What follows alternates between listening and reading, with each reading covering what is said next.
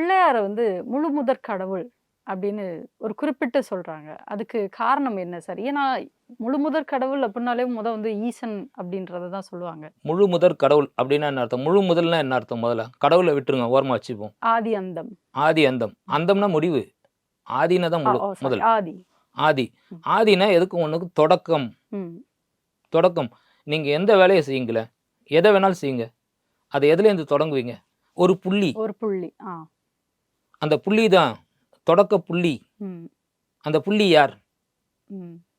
அதான் பிள்ளையார். புள்ளி யார்? அதாவது மருவி பிள்ளையார். அந்த புள்ளி எதுக்காகனா சிவன் தான் ஆதின்னு சொல்றோம் இல்லையா? சிவன் ஆதியாக இருந்து எல்லாத்தையும் படைக்க ஆரம்பிச்சார். ஆனா அவரால் படைக்க முடியல, தடை வந்தது. உடனே யோசிக்கிறார், அப்ப நமக்கு மேல ஏதோ ஒண்ணு இருக்கா? அது என்ன? யார் அந்த புள்ளி? அந்த புள்ளி யார்? அவர் தேடுறாரு.